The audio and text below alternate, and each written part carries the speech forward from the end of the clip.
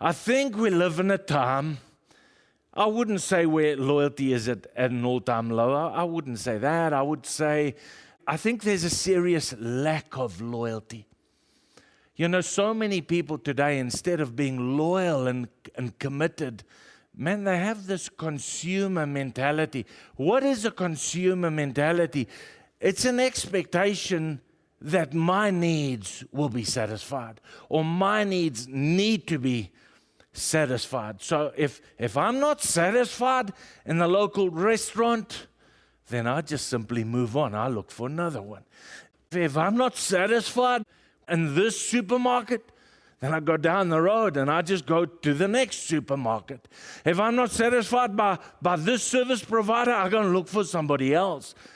And there's nothing wrong with that, but the problem is it becomes a very selfish mentality.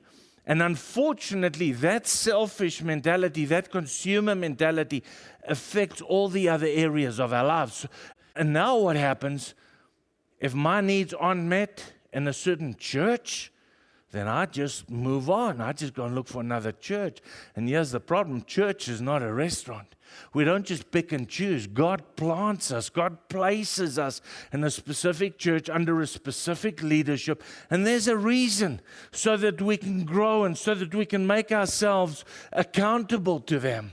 And so what happens? No, now I'm up and out and I just leave.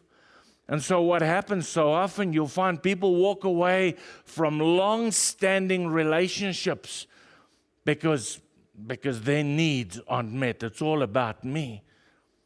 They'll stand in front of the pulpit, making marriage vows in front of the pastor, in front of God, in front of witnesses. And then down the line, they just walk away from those. Why? Because there's a lack of loyalty. There's this consumer mentality. It's all about me.